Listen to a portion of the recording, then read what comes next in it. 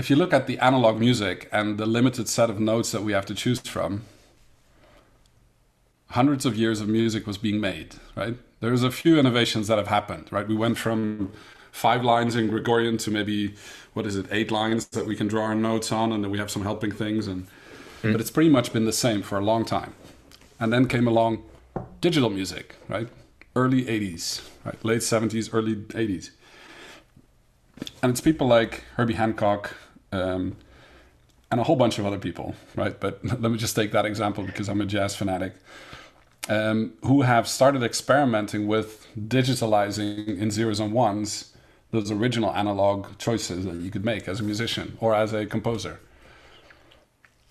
And there's never a shortage of music nor appreciation of it in any form or shape. The only thing that's happened is analog and digital has gotten blended.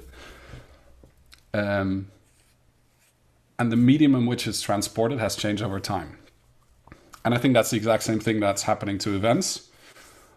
Only we're about 30 to 40 years late to the game. Today's guest is designer, strategic advisor, facilitator, and co-creator. He's the author of the Event Design Handbook. He's the founder and managing partner of the Event Design Collective. Please welcome to the show, Ruud Janssen.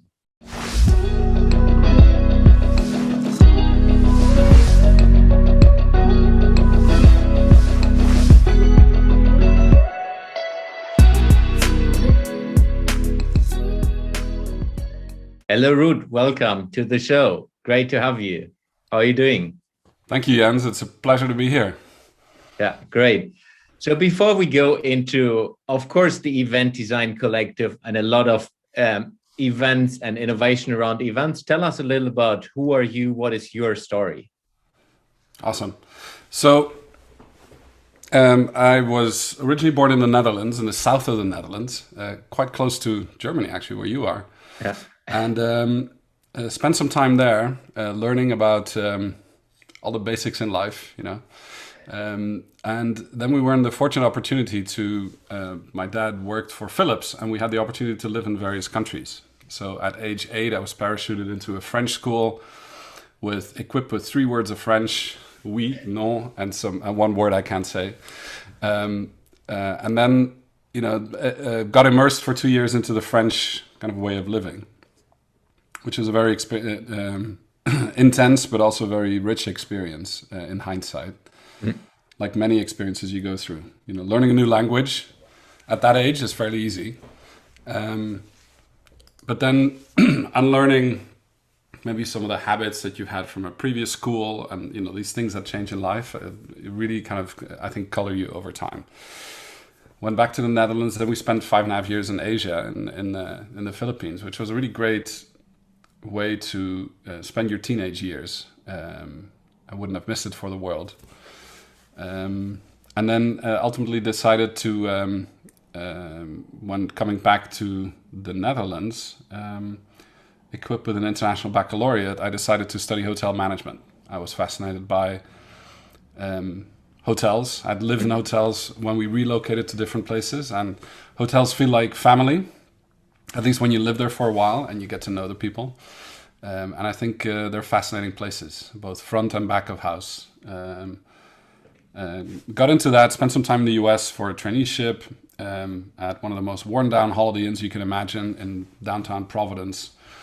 And I spent time for 6 months with an executive housekeeper that had survived 23 general managers over a stretch of 35 years. And she taught me the ropes of how to fold nylon linens that are just about as old as she was in that place.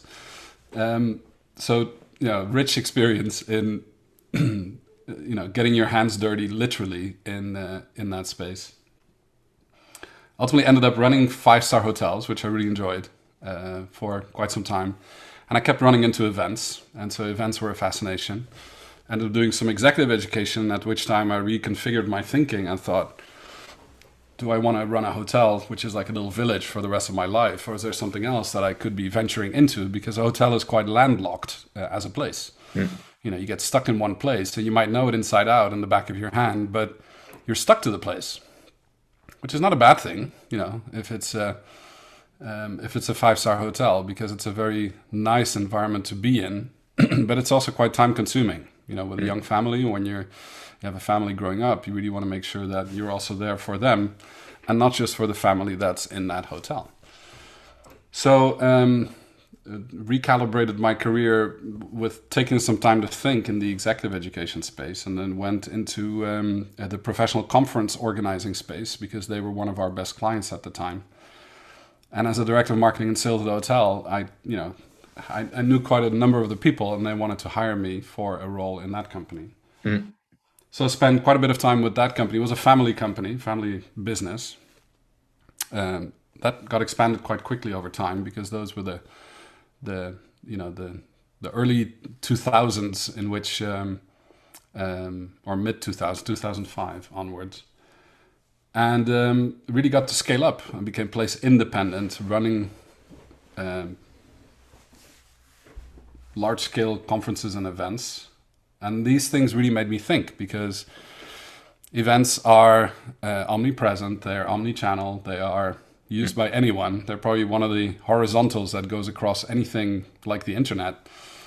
Everybody does them, yet the ones that are done really well, you can probably, at least if you think back, I can count them maybe on 2 or 3 hands. So I realized I had an endless fascination for what makes events, good events, and mediocre events. And really try to start to decode that and figure that out. So as a side project, my colleague Roel Frissen and I, were perpetually talking about these things. And, we ended up with associations in this space, volunteering to do our bit to help and,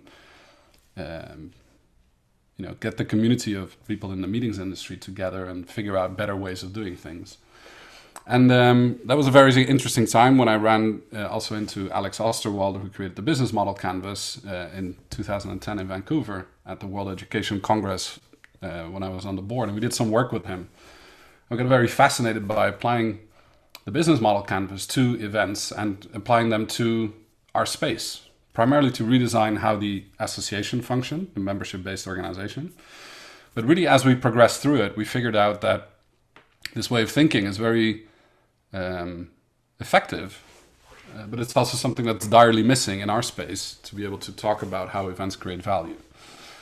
So that side project led to something called the Event Canvas, which we then published under Creative Commons. And that thing became a beast, and it's taken over our lives. And then we ran into Dennis, who had done some work on the business model canvas with Alex, because we lacked this visual language, and that's how we connected and really started applying innovation thinking and visual thinking and mental models and frameworks to create a language around it, and then try and test it and work with it with people that we knew from our networks.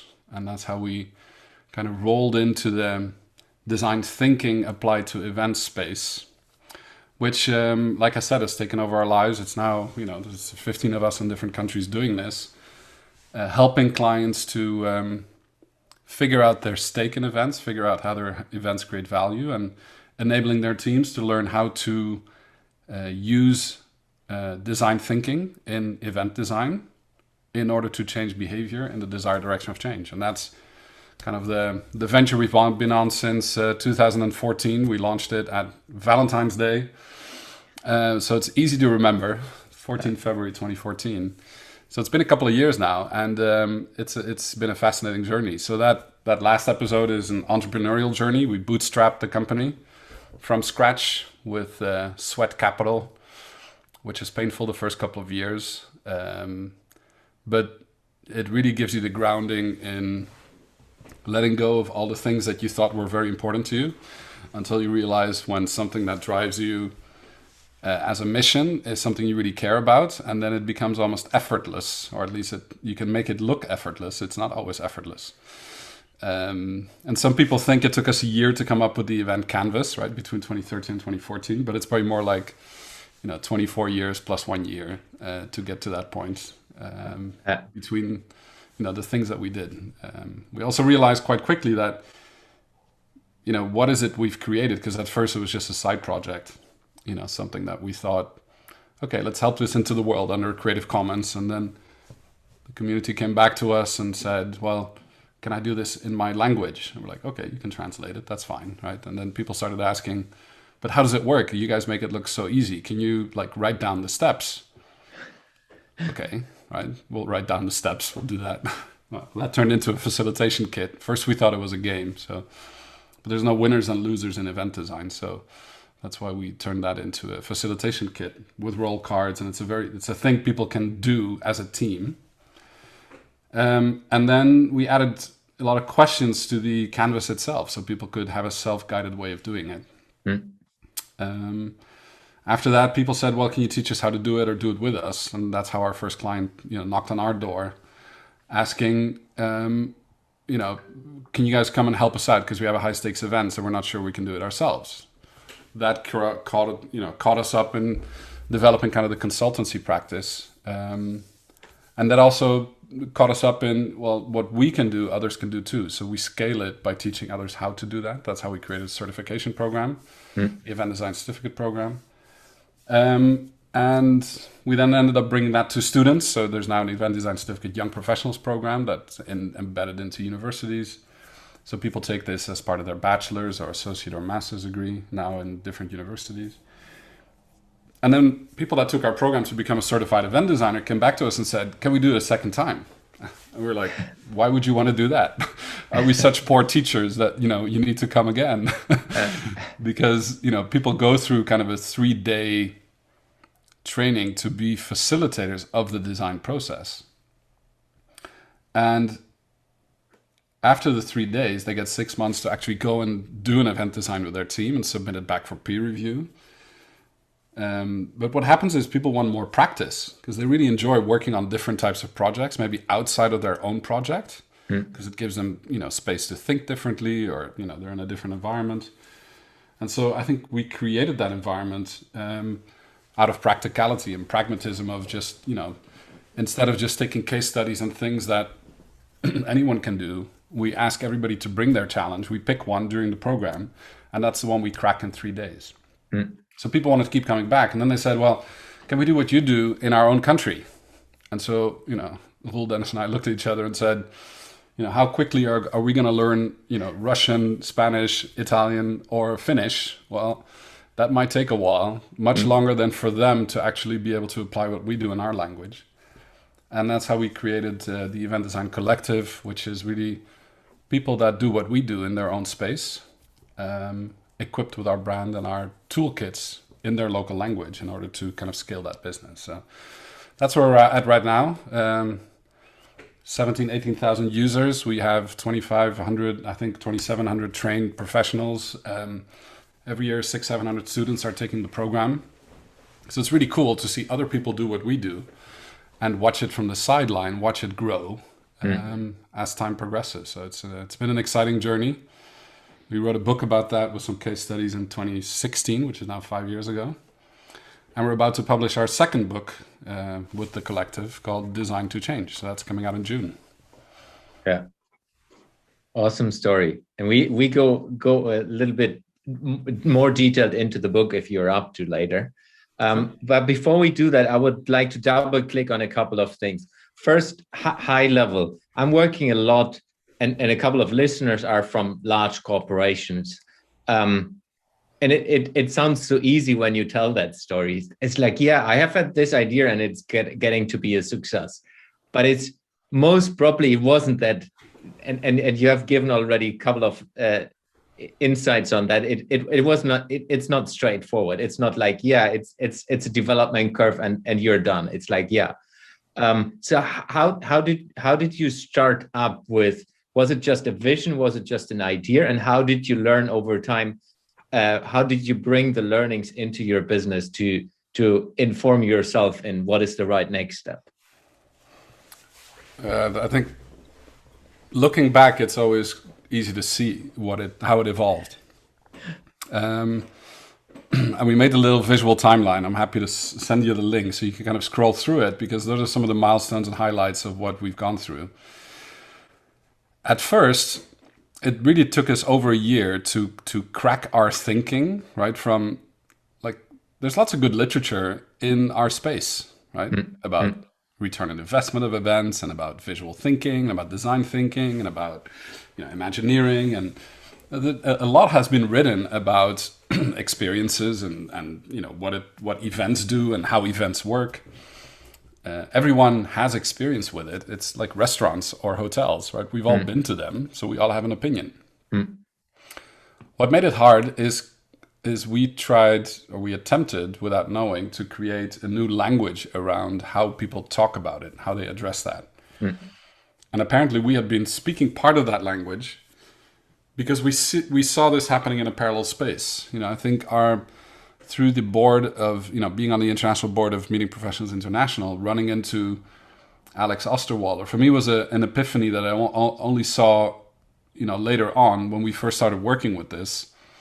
I was fascinated by how simply you could explain the complexity of a business. And then even apply it to a mission-driven organization like the one that we were on the board of, right? So we were redesigning how chapters would function in relation to, the organization in the center, with fiduciary responsibilities and all the things that, people in large businesses are concerned about on a daily basis, whether you're a public company or whether you are a scaled business.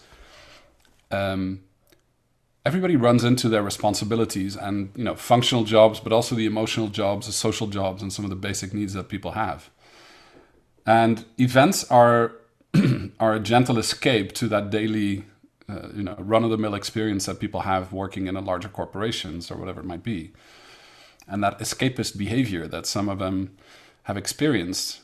If you ask people what are some of the best events in your life, right, or what are some of the best moments in your life, they're usually connected to events.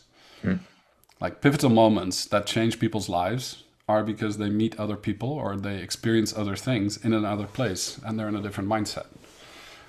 And so if you are able to look at that like a camera, right, like we are using, a certain type of audio right now, a certain type of camera, the camera goes at 50 frames per second. If you could slow that shutter speed down, right, and look at your life through that lens, week by week, or maybe event by event, you would probably be able to retrace what altered the course of your life, right? And everybody has a journey, but none of these journeys are the same. But if you cluster those experiences because you bring those people together to one place and you can orchestrate the entry to the exit behavior, which is something that we are hotwired to do, right? All of us can observe behavior, right? We're all behavioralists in some way or other. If you're a parent, if you're a son, if you're a daughter, if you're a mother, if you're a sister, whatever, we all know how to study other people's behaviors and have an opinion about it, right? We have a belief and an opinion about that behavior. Yeah. The problem with that is it's so usually skewed and biased, is that you need multiple people to consider that behavior to then be able to describe it. And that's why I think design thinking with a team of people became one of our go-to places to be able to have better predictability power over, if you do this, then what will a group of people do, right? Without forcing groupthink onto them. But anyway, all of these practices that we've seen over and over again, in hindsight, I'm super happy that I was locked up in a hotel for 5-6 years at a time, in my first 2-3 jobs, because the context was kind of the same. The service providers were kind of the same. But what changed was the people coming in and out the front and back door, right? And if you study that over time and you see the repetition of behaviors happening, I think something happens in your brain. It's like decoding a puzzle. It's like figuring out what actually happened. And because you want it to go well, you're trying to align all of the stars in such a way that whatever it is that they are coming in for actually gets delivered, because you notice that gives better satisfaction, which at the end of the day means better bottom line expenditure, revenue, revenue per available room, as the hoteliers like to call that. So it's just like real estate, I guess, where, if people rent you real estate, the cycle might be slightly longer than in a hotel, but it's very much the same, right? Anyway, so how do you so sometimes, we look back and we go, did we actually turn a piece of paper, right, into a business? And in hindsight, we can say, yeah, we did that, right? Is that enough? No, because it's not about the paper. It's not about the canvas. It's about the outcome of what people do with it, right? So, and that's why we continuously tinker with how do people use it? How do we prove that it's working? How to use it historically? How to use it in the future? How do you string these things together? Which is a practice that grows over time. And so we have this one mantra, which is, let's create the problem first, and then we'll see how we'll solve it, because we have enough brain power to kind of crack most problems. And so whenever a client came up to us with a question, like I remember one of our first consultancy clients was a company in Austria that makes cochlear implants. Did we know a lot about cochlear implants? No. Did we know about Austria? No. Did we know about the team that was there? No. But, we did know a thing or two about events. And by listening and working with that team through what is now the event design using the event canvas methodology, we cracked the problem and were able to deliver something that they weren't seeing because they were so close to the problem. And I think this is probably the core lesson that I can have here is the ability to zoom out of a problem and zoom back in, and getting others, people outside of the space looking at the same problem through a different lens and talking about that with a common language can be extremely, can create breakthrough thinking, I think. And not just thinking, but also doing. You can convert that very easily into action. Yeah. Because events are very visible, highly risky, right? They can make or break your brand. They can make or break your reputation. But that's why, good leaders like a good event, because, it puts them in the zone. Absolutely. So when you started, what was it from a vision perspective already clear that it will be as big as it is today, or was it more like, let's figure it out? Yeah, we never thought of it as a business, so that happened by accident, right? So I don't think I'm a born entrepreneur myself, but I did discover that entrepreneurship can be a very exciting ride, and it's something that I can highly recommend, right? Yeah. But it's not like, I woke up one day and said, I think tomorrow I'll be an entrepreneur, right? No, it doesn't work like that. At least it didn't for me. It's quite interesting to see the parallels to a lot of successful companies. Like, you start with figuring out how you solve a problem rather than how you build a business. So it's there some theoretical thinking like, I need to start up a business and then figure out which problem I'm solving. I'm not sure that if that's working long term. There's an order and sequence to understanding a problem, but also being fascinated by something, right? Yeah. You could have a coup de foudre with a problem and then, lose yourself in it for the rest of your life. I'm sure that happens, right? But sometimes problems and their complexity, right? To make something very complex seem trivial, it's probably one of the hardest problems, right? Yeah. But unless you focus on something very specific and persevere and have extreme grit in trying to crack that problem, and you find allies, people in your environment that get just as geeky about this as yourself, because that's the other thing. I think you need allies to show that kind of grit and perseverance. And just like event design, I think running a business over time is a team sport. It's not a solo sport. At least if you want to scale and make it time resistant. And the ability to connect to people that have the problem, right? So it's very noble to be able to crack a problem. It's fantastic, but if the set of problems is not infinite, or if you do not connect to where the problems are and you cannot make the connection, you're screwed, right? It doesn't work. It's not gonna fly. Yeah. Then you mentioned Creative Commons, and most probably a lot of my listeners have no clue about what you have been talking. Can you iterate a little bit around that topic? So most people know copyright, right?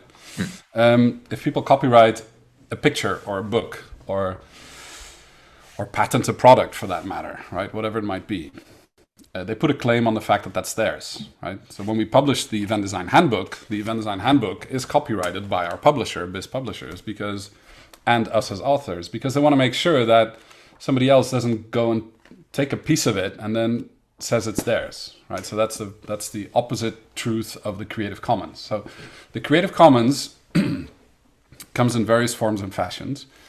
If you're not familiar with it, Creative Commons is the ability to give something away for free, but make sure that it's attributed to its source, right? Which means that people always point back that this thing came from there. And it operates under 4 different variables. So ours operates under attribution, so you want to make sure you know where it's from, right? No derivatives, which means you cannot take the event canvas, change a box or change one name and then say it's yours, right? Or call it the event blah blah canvas or whatever and then make it that. The third thing is that it's non-commercial, which means that technically, people can use this for free and use it at large, but they cannot make money off of it. So a software developer cannot take our thing and turn it into their business, so to say, without our permission. And so these are the toggles that you can kind of play around with, to set what your asset. In this case, it's just a piece of paper that's the event canvas and 14 boxes. But we did that so that we give away the asset first to spread the asset, right? So anyone can download it for free. People that have our permission can translate it into Polish, Russian, Japanese, or Arabic, as it's been done already. But the name Event Canvas is trademarked, which means that the Event Canvas as a word itself is not something you can toy with.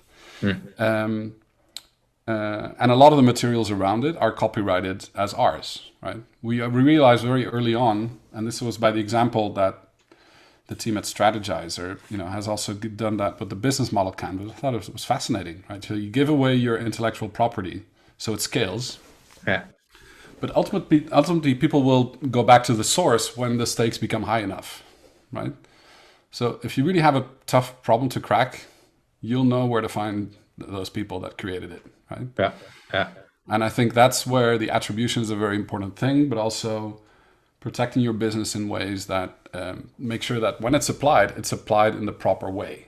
I think that's one of our concern is, we couldn't care less about giving away the canvas in itself. It was just a very basic decision at first. But we want to make sure that it delivers the results that it should deliver. And that's why we've probably created the systems around it to make sure people can use it to their advantage. So Creative Commons is nothing more, nothing less than you can almost compare it to, the modern non-fungible token, right? So not making it simpler, but, by saying that something was created at a specific point in time by a specific point of people that are able to connect that thinking to that piece of paper, so to say, or it could be a picture, it could be anything, right? Creative Commons. Look it up on Wikipedia and you'll find all of the various ways it can be used. But the one thing we realized very early on is that you cannot own a process. Yeah.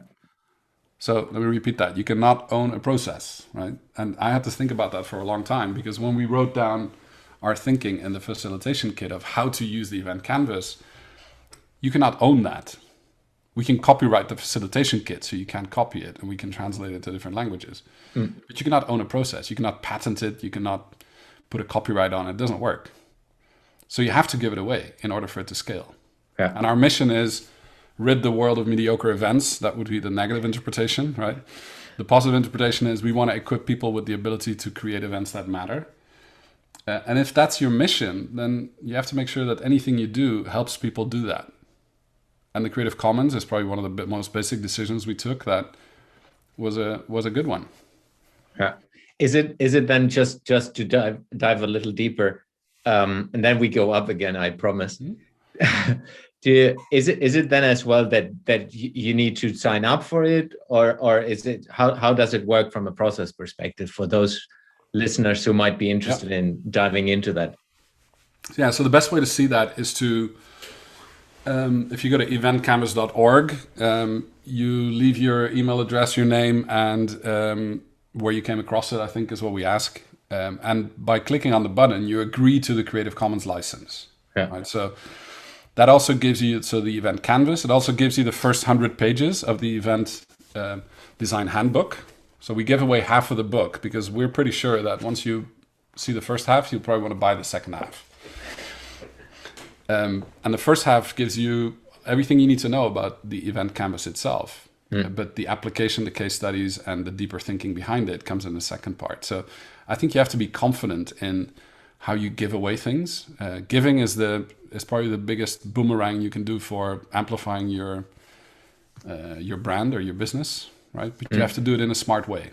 And so we use an accelerant curve, let's say, that we had applied it from day one, but later we heard that there was a methodology that people use called the accelerant curve, and this is very often you do something and then in hindsight you go, oh, somebody actually wrote up how that works. Oh, cool. Now let's revisit how we did it and see if we can improve and tweak that, right? Yeah. And so the accelerant curve basically goes from, there's two axes, right? So the ease of access or the ease of being able to get it and the relative perceived value on the second axis. Yeah. And so the free download of the canvas is highly accessible, right? And the relative value is low, or at least the perceived value is low because you can get it for free. Yeah.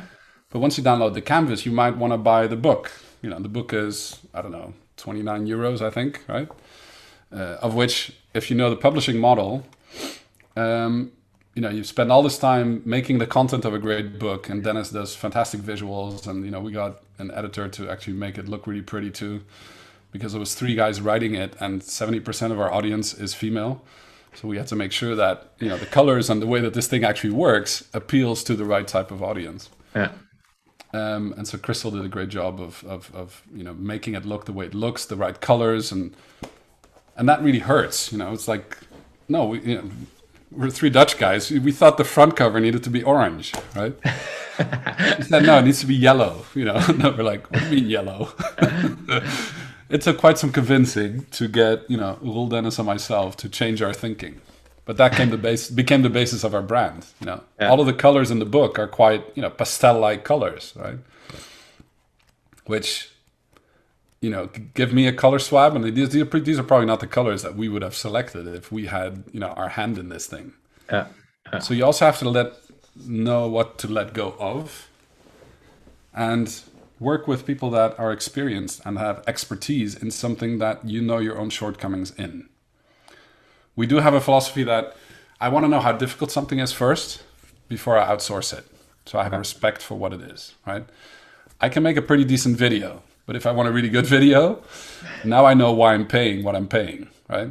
Absolutely, I can tell you. Whether it's a website, whether it's the DTP of a book, whether it is, the print quality of something that you make, the badge that you design, there are people that do just that and do it very, very well.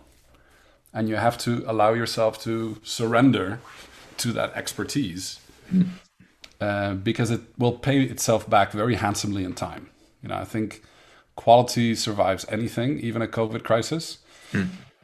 And if you don't, and that's the only thing I would be like super rigid on, is like branding. You've got to be brutal. Yeah. So I'm a brand extremist. Yeah. That's as good, because I can tell you, coming from a large brand, that's what these guys did perfectly over 70 years. Yeah.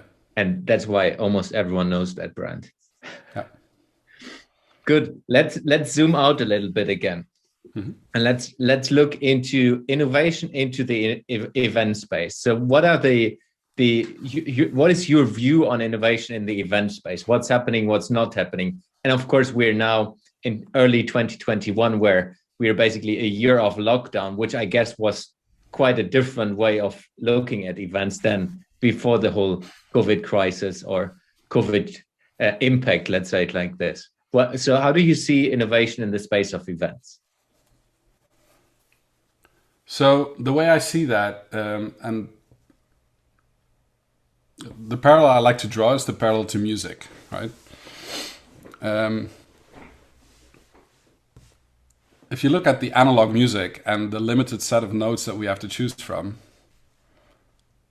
hundreds of years of music was being made, right? There's a few innovations that have happened, right? We went from 5 lines in Gregorian to maybe, 8 lines that we can draw our notes on, and then we have some helping things. But it's pretty much been the same for a long time. And then came along digital music, right? Early 80s, right? Late 70s, early 80s.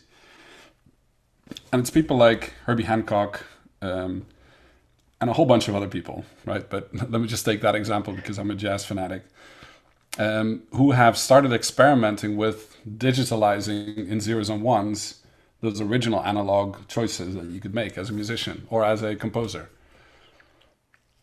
And there's never a shortage of music nor appreciation of it in any form or shape. The only thing that's happened is analog and digital has gotten blended. And the medium in which it's transported has changed over time. And I think that's the exact same thing that's happening to events. Only we're about 30 to 40 years late to the game. Right? So, yes, the innovators have been doing what we're doing right now for the better part of 15, 18, 20 years, right? Only the rest of the tribe wasn't connected, right? So it was a few strangers experimenting with strange things, like probably the way Herbie Hancock felt in 1984, trying to explain to a couple of kids on Sesame Street what it is that a sound sample can do to, getting that across through a bunch of loudspeakers using a computer and a mouse, right? But people looked at him as if he was some strange alien. Now, anybody, I was looking yesterday at a guy here in Switzerland took a helicopter yesterday, and an events company put him with his DJ set in the back of a helicopter and another helicopter and 7 camera points and made this, live stream track of him mixing music in a helicopter and flying over the Alps. Was it original? No. Because in September in Cappadocia, or I forget how you pronounce it exactly, in Turkey, a guy did this flying a hot air balloon, with 80 other hot air balloons, doing an hour and a half of live mixing from a hot air balloon, which is way cooler, right? So it's all about form and structure and what it's supposed to do, right? The most basic thing I try to think about when you think about innovation is, how does something create value and why is it relevant for you, right? If you're in retail or in the real estate business, as an example, what does that mean for you, right? And the only way in which you can measure that is through behavior change. And so behavior change creates value in the intended direction of change, then you're innovating. Being able to put your finger on where the innovation happens is the hard part for most people. But because we have decoded how the events create value through that behavior change in those 14 building blocks of the event canvas, by creating the articulation of what the change is, by adding the restrictions in the frame of all of the design restrictions, and then prototyping how you could do that, I think that's innovation, but it comes from the brain power of the people that are part of your thinking team that go through the design thinking. So I think the innovation comes from humans, essentially. The tools we use keep changing, and the adoption of the tools has dramatically increased, right? So our digital dexterity in the last 18 months has skyrocketed, right? Even for our parents, right? Or the older school teachers, right? Or, I think we've just been in a forced kind of vortex of change. But to those that have been doing this for a while, nothing really has changed that much. I think the events industry has been caught with its pants down, with a lack of innovation, if you would call innovation at large something, right? Because we've added a design frame, which was you can no longer get on a plane, travel to the other end of the world, crawl into a ballroom and walk out 3 days later, and have a pipe and drape exhibit for 3 days trying to meet people, right? If that's the business model, it's quite archaic. So then people try to replicate what that looks like in digital. It's become this skeuomorphic kind of, let's build pipe and drape on a computer screen and see if people still want to come and see the pipe and drape. No, right? Not going to work. It's not about theatricals. It's about cinematography. You got to think like a TV producer. So it's taken a long time for people to wrap their heads around it. But there are many good examples of how this can be done, right? And this is typically what we do is, we're just working on a project with with the largest provider of free knowledge on the internet, because I cannot call out their name. But if you look it up, I'm sure you'll find it. Rapid prototyping, thinking as a group, coming up with design restrictions, adding them. It's super simple. We know what the restrictions are, right? Jens is landlocked in Germany. Ruud is landlocked in Basel in Switzerland. We are connecting using a medium called Zoom and a microphone and things. Well, in 2015, we built an event for the Internet Society where 16 people in a boardroom in New Zealand could connect to 80,000 people across the planet. So they opened the boardroom conversation to the whole audience. What did it require? Nothing more than we're using today, the two of us, right? And a shoestring budget. So I think innovation comes from taking the restriction, putting it into play, adding that as rocket fuel for thinking about the options, and then coming up with different prototypes of how to most effectively get from behavior A to behavior B. The difficult part is it's not just for you. It's for all of the stakeholders, right? Yeah. The event owner, the participants, the speaker, the exhibitor, whoever might be involved, they all have a different stake. Because you layer and sandwich those stakes, sometimes one person's pain is the other person's gain, and then you have a value proposition. So decoding is the hard part if you don't know how to do it, because you need that language. And like we know, when I was 8, learning French was easy. But when I moved to Switzerland, when I was 39, was slightly more difficult because, German hadn't changed, but I had changed, right? Yeah. My brain's plasticity was less than it used to be. I can tell you, I've tried to learn Russian. That sounds like a daunting task. Yeah. We managed to get a little bit of it, but far away from being good. And then I've seen others where the kids learned it in a couple of months. But Jens, isn't it fascinating? So one thing it took me 4 languages to realize was that actually by making the effort of learning a little bit about it, but understanding a lot. Yeah. Right? So as a Dutch person, I can understand German fluently, right? Yeah. I come to the south of the Netherlands, so my dialect is quite close to what Swiss German is here in Basel. But I also realized because my dialect and the dialect here are so similar, it was very hard to learn one from the other, to distinguish them. But I also learned that it's okay not to be perfect in speaking the language and still speak it, right? Absolutely. My toes used to cringe when my dad was trying to speak French, and sometimes they still do, but much less now than back when I was a teenager. Because, he went through the same thing I went through, trying to learn German. But playing with that as a human being, right? I understand all of it. I can make my fair share of mistakes and get away with it. Is actually a much easier way of connecting to other people than trying to pretend that you can speak it perfectly. Yeah, and that's so important. I mean, it also shows the appreciation of if you are in a country and you try, they know, or they get fairly quickly that you are a foreigner and that you are most probably not perfect in their language, but you just try it, and that's already appreciation for them. And then the connection happens way deeper than if you are not trying at all. I've seen that over and over again. And as you're saying that, Jens, I'm realizing that that's the very skill you need to be able to help people think, right? Yeah. For people to open up, you have to be vulnerable. So when you go into a company not knowing anything about cochlear implants and asking maybe not just the stupid questions, but being able to question the assumptions that they're making for themselves in a very naive way is your gold dust to gaining trust. And at the end of the day, events are trust accelerators, right? It's like, how can you get much more trust in a short period of time? It's by spending that time together and being vulnerable together, right? Yeah. Yeah. Maybe learning something together, because then you stick together, which is what happens at education or executive education or in trainings or whatever it might be. But those are very powerful human mechanisms of connection. Yeah. Absolutely. I would like to move into the book. Yeah. Tell us about the new book that's coming out. Awesome. So the old book, and actually there are companion books, it's not a prequel or a sequel.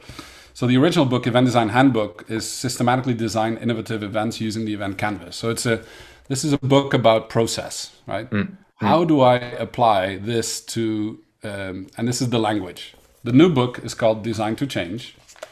And Design to Change is actually, the subtitle is Elevating Your Abilities to Look and Act Beyond the Now. And it talks about the delta.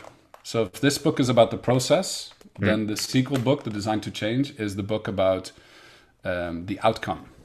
This is language, this is conversation, right? Having the conversation based on outcomes with event owners, people that own the problem, is one of the skill sets you really need to shift a good conversation into the right direction, right? Some people leave that to chance, and that's quite risky. So this is a way to prepare for that. It's a way to think about horizons of change. What happens when you go above a horizon and look at the next one? Zooming in, zooming out, changing of perspectives, the ability to distinguish between needs and wants, the ability to think outcome-based and talk that language, even if you're in love with a process or if you're convinced that a process needs to be applied, right? Which is a common booby trap for many people, because then they completely miss how they talk to each other. Then very pragmatic thing, how do you become successful at claiming time and getting design on the agenda in the first place? Because if it's not, you can have all the skill sets of being able to apply something that you know works as a team. But if you don't get permission to do it, or if you don't get the business to, or if you don't take that first step and nobody cares, then it's of no value, right? So this book is really the companion guide between language, conversation, process versus outcome, and the ability to become a trusted advisor and identify needs in people instead of just listening to their wants. That's kind of what this does. Yeah. How did you came up with the book idea?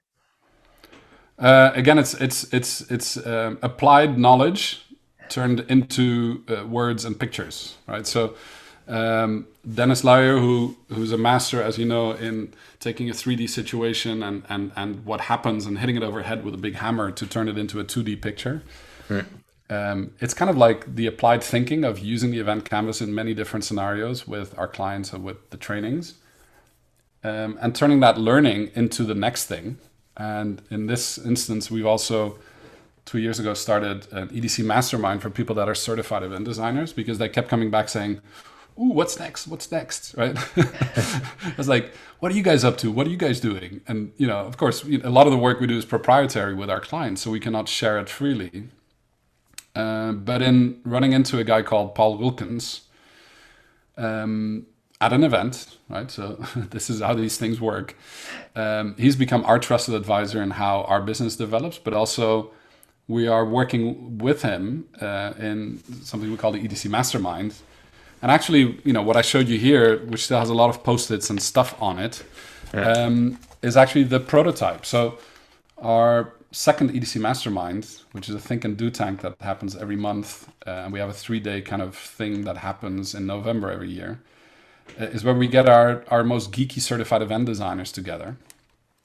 And we had started writing this book in April last year through raw conversations, and the raw conversations were trimmed back by an editor into 4 elements: questions to ask, principles, process, and outcome. So, and every chapter was carved through conversations. And then we tested that thinking with our masterminds for 3 days. We sent them a PDF copy, and it was 2 days and then two weeks gap. And on the 3rd day, they all received a surprise copy of the alpha version of the book. So it was like we surprised them with a real hardcover book that was shipped across the globe to where they were as a surprise. And they were then involved we reviewed every chapter. We made an audiobook out of it. Our colleague Anthony Vade, over Christmas, because he has a radio background, read out the whole book because we couldn't look at the words anymore. We couldn't see it, right? So our problem was, how do we consume it differently? Yeah. We then offered that to people because conversations happen in audio. And then now we've just reviewed the whole book. We're now finalizing it. And it's the alpha version of the book. The audiobook is available on our website because we want people to contribute. And now actually the book will be augmented with online conversations and applications of this as a result of how we experimented with the book. And the book is coming out in print 15 June. It's going to be landing on people's doorsteps, and they can pre-order it on our site and get access to the audiobook already. So you can first hear it, and then later you will see it and feel it. That's awesome. I also love the prototyping aspect of it, because that's like true innovation, where you involve like partners and groups and the community in developing something which is most probably way more valuable to the end readers than if you're like a group of 3 or 4 building something, because it's evaluated basically on the go with a lot of more people who are experts in their fields and supporting you with their inputs as well. Yeah. Love that. And also rewarding them. So those people that really contributed to the book each get a page, right? Yeah. And we acknowledge that. And I think, and it actually made me think that every good event probably deserves a book, right? If you cannot write a book about the event, about the behavior change that happens or what actually is addressed, the content is probably not thought through enough. Yeah. So this is the testimony to the EDC Mastermind of 2020, I guess, but also based on the practice and experience of 6-7 years of road testing and doing, using the language and what conversations resulted out of it. We could have never reversed the order of the books, but the reader can reverse the order. Meaning an event owner can pick up the Design to Change book and get their executive, perspective, because Paul takes 3,000 words per chapter and minces it back down to 300 words in a 1.5 minute summary. What does it mean for the event owner, right? So it's very perspective biased, and having that ability also requires distance. You cannot write the one part and expect to know the other part as well, because you're too deep into it. Yeah. Anyway, it's just the power of humans at work, and all you have to do is orchestrate it. But it takes a little diligence and grit to see it through. Yeah. I'm really looking forward to seeing the end result and having a hard copy for myself as well. So let's go into the last part of where I'm taking a couple of questions outside of the context we have discussed so far. Yeah. So if you can be part of or run a project that is connected to every human being on Earth, and everyone will be impacted by it, what project would it be, and why would you choose it?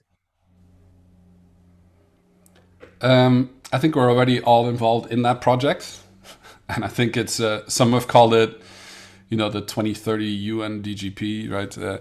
Sustainable Development Goals. If we want to make what's happening on this planet something we want to keep doing, also for our kids and the kids of our kids, we're all in this kind of global event of change that we're all part of, right? Because everybody plays a little part. And there's a couple of billion of us doing it. The thing is, it's a stackable thing. So it's a puzzle with many, many puzzle pieces. And I think what like the project there for us is to look at the bigger picture. I think, maybe it's a bit preaching to our own choir, but we look at every, it's like the nail and hammer problem. Everything we look at looks like an event to us, right? What we're doing here, recording a podcast, is an event, right? There's Jens, there's Ruud, there's an entry, there's an exit behavior, there's an audience that's asynchronously listening to this. You are part of this little event. So if you do nothing as a result of being part of this 45-minute conversation, you will have created no value, right? So it's about creating massive actions from small incremental things that we are focused on. And then when we have a larger group of people, is how do we embed that into it? That's one project. The other one for me is being the best possible amateur Alphorn player on the planet, and having fun while doing it. Because I also know that professional musicians sometimes get frustrated by the music, and I would hate for that to happen. So I encourage the fact that there's many amateur event professionals across the planet, and I want them to get better and better and better. Because trust me, when you do this professionally, it has a lot of moving parts and you really want to understand how they work. But the supply chain is phenomenal, right? So back to the Alphorn, it hasn't changed in the last, probably century or two. It's the oldest mobile phone version that I could find to communicate from kilometers that you ran out of beer when you're on top of a mountain. It carries extremely far, but it's extremely difficult to master, right? It's so simple, it's complex. So so Alphorn mastery, and looking at every event through the lens of how can it contribute to how we look after what we do for the next generations. That's kind of the bigger thing. That's a good one. So where will you be in a year from now? And you can take that personally and or business wise. A year from now, on the business level, let's put it this way, I'd love to see a year from today, 500 certified event designers. We're at about 300 now, and we said we'll double the numbers every year. But I also realize that this is not for everyone, right? And doubling becomes more difficult as the numbers go higher, right? So you also have to think about that. Also, this design to change. So having better conversations, enabling people to have better conversations, using the process. Not being so obsessed with the event canvas, but stepping away from that and letting it do its work, by having better conversations and capturing them in a way so that they create value for other people. So for me, the augmented layer of the Design to Change handbook. I mean, the handbook is a question of finishing now. The Design to Change book. It's the augmented layer that will require grit and persistence. And I think, Jens, you're an example there. You set yourself a goal, right? You record videos at the speed that most people can not even consume them, right? So I know this ability to create and capture and perpetuate and create value out of plenty comes quality, right? And it's kind of like the internet. There's a lot of garbage out there, but at the end of the day, at top of the pyramid, the cream becomes better and better. And so I think this is a capacity that we are looking to develop and develop systematically as well. So a year from now, we'll have made some strides, hopefully, in that direction. And I may have become a slightly better Alphorn player too. Yeah. And I want to see that one day live as well. Absolutely. You're cordially invited to one of the upcoming. So every year there's an Alphorn week in Arosa. This year I invited my dad to come and join me as his birthday present, because he's also a musician, and he took my second Alphorn and I gave it to him last year. And this year we're going to go a week into the mountains. And if you go to Arosa in the second week of July, after a week, your ears will be ringing, because it's like 60, 70 Alphorn players spending the week there. It's amazing. Cool. So last question is, how do you keep yourself informed? What are the different sources you get to inform yourself in your personal development and as well from a business context? So that's a great question. I think I serendipitously scroll through many digital tools that I can use whilst walking my dogs or waking up in the morning or disconnecting from life. I try to take time to think, to process that. But I have an insatiable curiosity for things. I read a lot and I consume a lot of content. And then to process it, like I said, is walking the dogs, playing music to process, and cooking. Those are my three magic ingredients. Yeah. If I stop cooking, my wife gets really worried. It's a good sign. Yeah. Not that she doesn't cook, but she also cooks. But when I stop cooking, I get too stressed out. So yeah. Yeah, but my wife has also a couple of sensors that she knows what's happening before it's happening. This is like the sensory perception between the two humans that spend a lot of time together, right? Absolutely. So I could talk a couple of more hours with you, but our time is up. I really appreciate that you take your time in being on the podcast. Thank you very much for being here. Where can people find you? How can people reach out to you? Well, thanks, Jens, for the opportunity. I think I really appreciate your work and what you have built in a very short amount of time.